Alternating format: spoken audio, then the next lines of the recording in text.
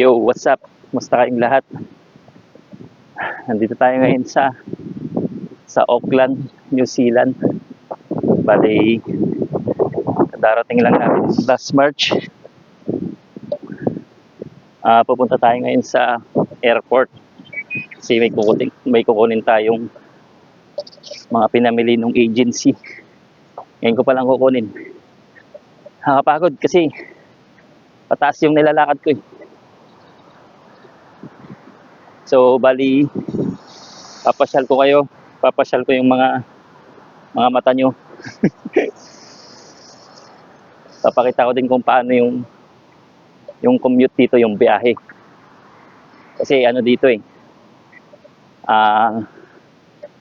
yung mga bus dito, bali numbered. May mga number, pero meron pa din naman mga pangalan sa harap.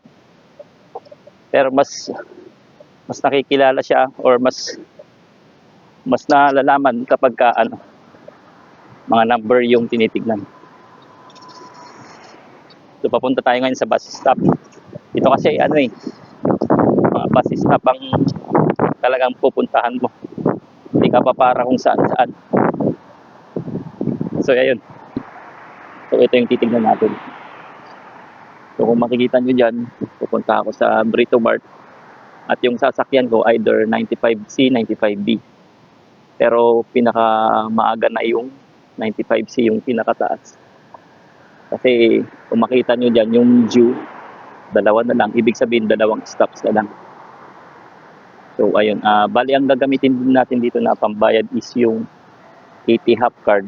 So sa mga ibang video, ipapakita ko kung paano yung paggamit ng 80 half card, tsaka yung 80 half journey planner. So yung 80 half journey planner kasi doon mo makikita yung sasakyan mo at kung saan yung mga ruta niya. So papunta na yung bus dito, bali yan. Sana lang. At sana yung masakyan natin is yung double deck para makakuha tayo ng magandang video pag nasa taas kasi tayo, maganda yung view doon. Hindi ko alam kung anong tawag doon, double deck ba yun? So ayan, hintayin natin. Kapag pag parating na yung bus, ang malalagay naman dyan is magiging now. So ayan na yung bus na sasakyan natin, yung 95C papuntang city. Yung city doon, ang tawag doon CBD, so Central Business District. Lapit natin. Ayan, 95C, kita nyo ba? Parahin natin. Hindi siya double deck. Ayan, wala tayo sa bridge. Kikita yung sky tower. Ayan natin lang.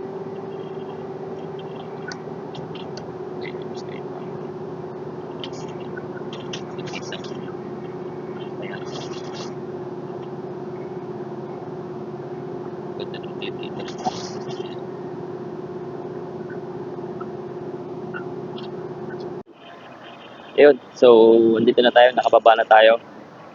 Bali dito yung terminal. Dito talaga tumitigil yung mga bus. Kumbaga parang ito yung Cubao. Di ba sa Cubao maraming mga bus stations. So lakad tayo papuntang dagat. Meron kasing dagat dito eh. Di ba nadaanan natin kanina.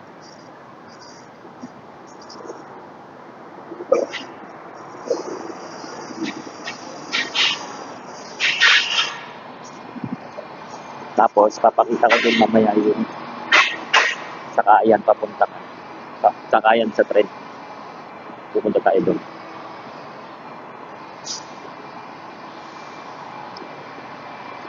Lakad tayo medyo mabilis.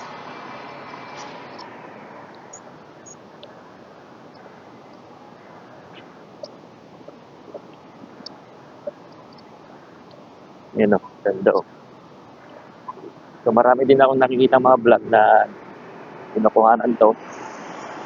Tapos mamaya kunan natin yung open space dito sa bandang kanan ko mamaya. Tawid tayo dito.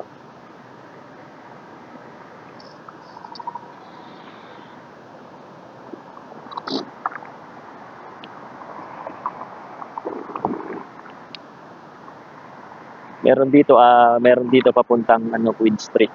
At sa Queen Street doon maraming makikita doon. Maraming mga jewelry.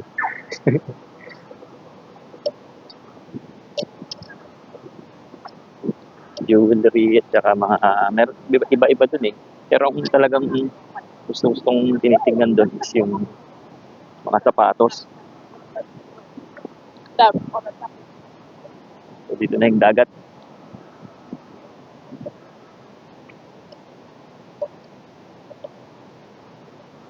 Yan.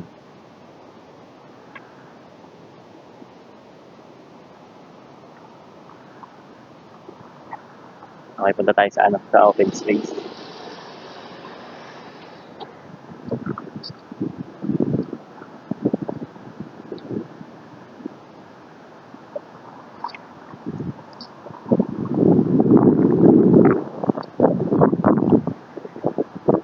Sakto sa open space, nandun yung White Mata Mark kung saan yun naman yung papasok ako doon. Doon yung para sumakay tayo ng tren.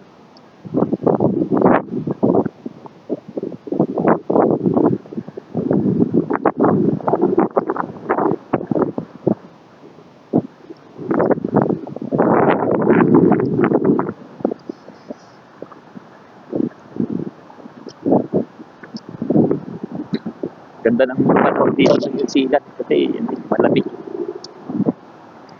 Dati nung pagdating ko nung March, sakto yung lamig, kaya pa nang naka-t-shirt lang. Pero itong May tsaka mas lalo daw sa June. Kasi sa June taglamig eh. Winter.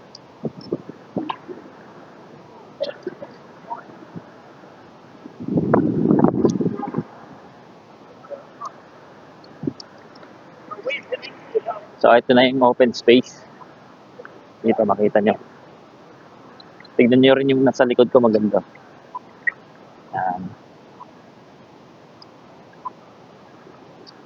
So, tawid na tayo.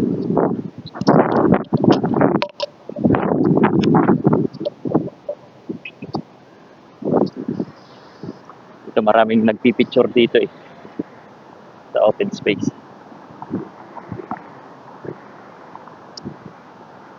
Nakita nyo si Kuya. Init na init sa katawan.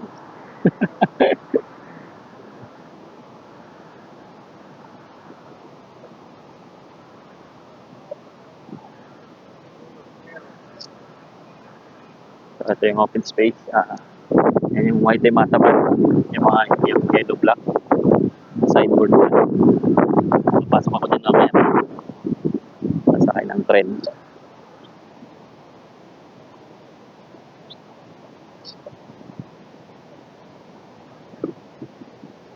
Tapos yung Queen Street, diretsuin nyo lang. Papunta dyan. Yun. Yun ang papuntang Queen Street.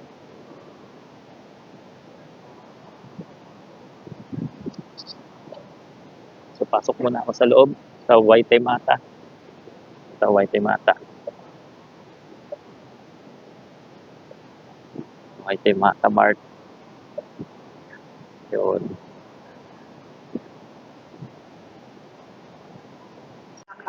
Yan, so nandito na tayo sa loob ng White Mata Mart. Kung gusto nyo mag-Starbucks, ayan, Starbucks muna kayo. Tingnan mo yung nasa likod ko. So, yan yung mga biyahe ng tren. Ito. Ayan. So, ang sasakyan ko is yung, ano ba yan, S ba yan o 5? STH 5 feet. Pokikohe. So, mamayang mga 10:30 pa. Bali, yung oras is 10:18. Hintay pa tayo ng mga 12 minutes. Hindi naman matagal. So, sakto lang. Bababa ako sa Papa Toto. Doon yung may bus na papuntang airport. Tinignan ko na kasi yun sa sa journey planner. So para makita nyo kung paano ang paggamit ng 18 app tsaka Journey Planner, tignan nyo yung link dyan. Lalagay ko sa link mamaya.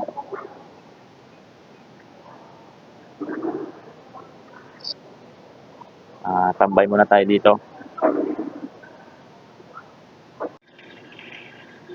Dito tayo sa loob. So ganito yung itsura.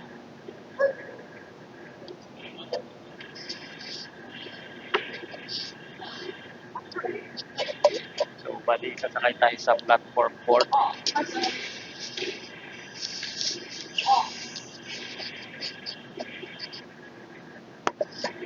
So ito, number 3. Platform 3 yan. Tapos dito yung platform 2.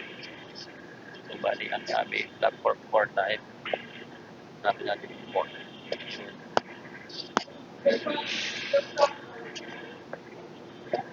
Platform 4. Okay. Kasi na tayo dito. Papuntang airport. Pagdating natin mamaya, magbabas tayo papuntang airport.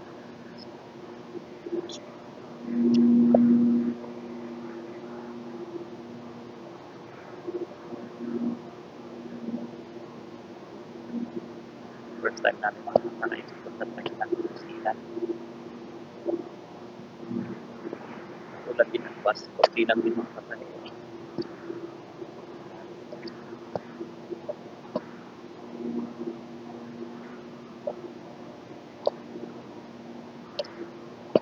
Ay,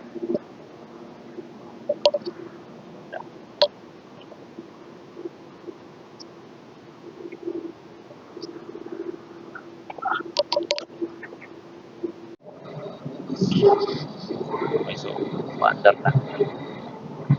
Tingnan natin yung mga view sa labas.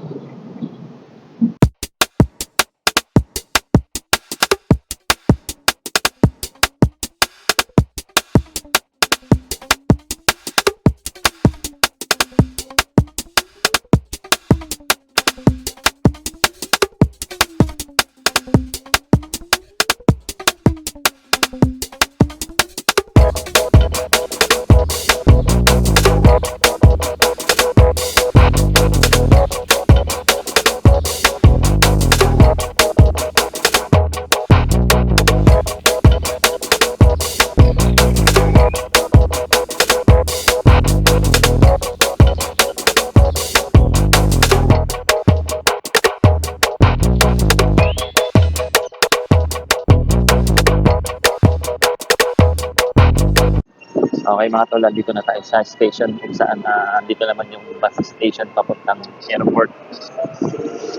Dito maglalakad lang muna tayo. Sundan na lang natin yung mga tao dito. Kasi first time na, di ba?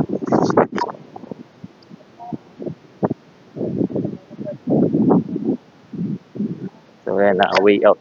Dito tayo. So ito, nakalagay dito, airport link bus. Yan, airport link bus.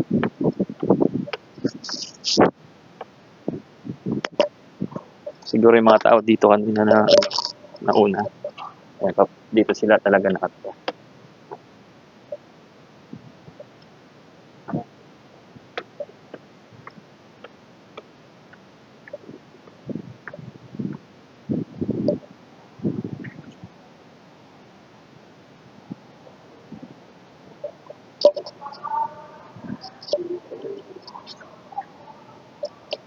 So yan, ito yung titignan natin. Yan yung sasakyan natin. Dapat ang sasakyan natin is yung airport. Bali meron pa siyang 6 na stops. Tayo natin yan. Madali na lang yan.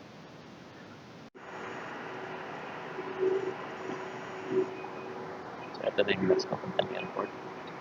Okay naman. Ayan mga tol, nandito na tayo ngayon malapit sa airport. Dito yung office ng Secure Visa. So bali mimit natin si Miss M or si Sir Aaron ng Secure Visa para kunin natin yung welcome basket. Dito ko sila hintayin sa may McDo. Ayan na si Sir Aaron. Sir Aaron, good morning. Ayun mga tol, na-meet ko na sila Ma'am M tsaka si Sir Aaron kanina. Bali, naka-impake na yung mga pagkain. So, ito yon. Yan, madami yan. Papakita ko yung picture na lang namin mamaya. Tapos, meron pa silang pakain. Ito, laki. Medyo mahirap ubusin to. Chicken sandwich. Tara mga tol, kain muna tayo.